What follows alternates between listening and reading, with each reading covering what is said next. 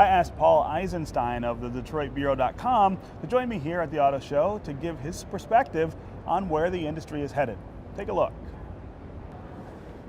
We are standing in front of a model of the new Toyota Supra. Why are we standing here? The production version. The production version, yeah. Well, for one thing, it's a hot car. I don't care where they introduced it, even if they didn't do it at an auto show, this was going to make a lot of news. And at a very, very quiet Detroit auto show, this was probably the single biggest standout. Yeah. This was the hit. So they're bringing this back after how long? 21 years outside of the US market, 17 years out of production worldwide. Wow, and why are they bringing it back? Well, because they think there's a market for it, but this car tells you about the grand transformation in the automotive world.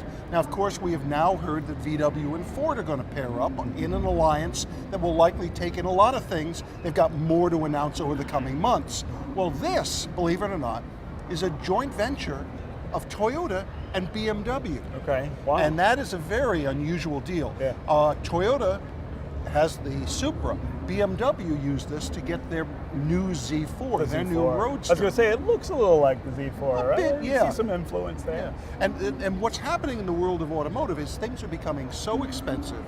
There's so many different segments that everybody has to compete in now that you really have to be very careful with your business case. Yeah. And thus, a lot of manufacturers are teaming up to joint venture to create new products like this in the Z4, or to work up new technologies. Right? Honda and GM working together on batteries, fuel cells, and autonomous vehicles. This is the way of the future. Yeah. This show feels and looks different than it has any other time I've been here. You have been here a lot longer than I have, and you're the expert. Tell me what you are taking in from all of this. This is probably the single slowest show that we've had in Detroit since before it became the Detroit, when it was the Detroit Auto Show, right. Before it became the North American International Auto Show. Wow. Now, it's not just Detroit that's slowing down. I was at Paris at the beginning of the auto show season, and that was no longer than this one, had at best this many previews. Yeah. So this is something we're seeing more and more around the world. Automakers are looking at other venues. These things are expensive. Yeah. A preview at a big auto show can cost $5, even $10 million. Wow. And they're trying to say there are other ways to spend their money. So you're going to see a lot smaller auto shows of these tier 1 auto shows coming forward. Yeah. Talk about what we'll see in 18 months when the auto show, the 2020 auto show, debuts in June. Will that reinvigorate the show?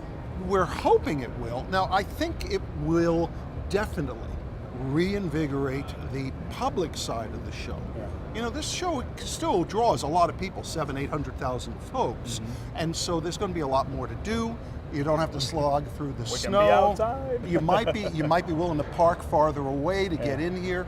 They're going to have stuff on the roof. They're going to have stuff in Hart Plaza. They're going to connect to other events in the city, like the Grand Prix. The question will be whether they're also going to be able to bring back some of the automakers who've walked away from the show. Pulled out. Mercedes, Audi, Volvo, Mazda. I think, and again, I think you may see one or two of the Europeans return. I would hope to see Mercedes-Benz return. Yeah. But they're going to have to prove, among other things, that it will be less expensive to be at than this it show. was here. Yeah. That's one thing the Detroit Auto Dealers Association, the sponsors, promise they're going to do.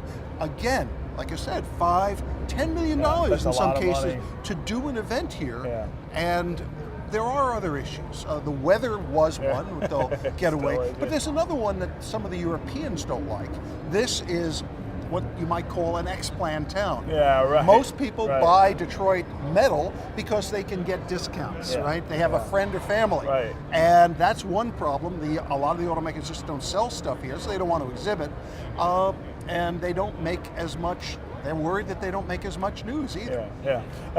Before we have to break, tell me about some other cars that people ought to come see down here. Well, there's a lot. You're going to see, from the Koreans, you will see some new SUVs. Of course, SUVs, the big story, quite literally. Right. Everybody's launching new SUVs. So the Kia Telluride, which they debuted here, Hyundai Palisade, which they're bringing here for the first time, but launched just a few months ago. I also would go to the Nissan and Infiniti stands to see two concept vehicles that are electrified and change the way cars are designed. This is critical. Not only are we likely to see tons, I mean, we're talking 20, 30, 50, 100 new electric vehicles over the next 5 to 10 years, but they will change the way they're designed. For one thing, you'll move the cab, the passenger compartment forward, taking over because they don't have engines up there. Everything's under the floor. Right. So that means bigger passenger compartments, even if the cars get smaller. Wow. And that you'll see in those two concept vehicles. Okay. Paul Eisenstein, always great to see you. Great seeing you. We'll see you next June. Yeah.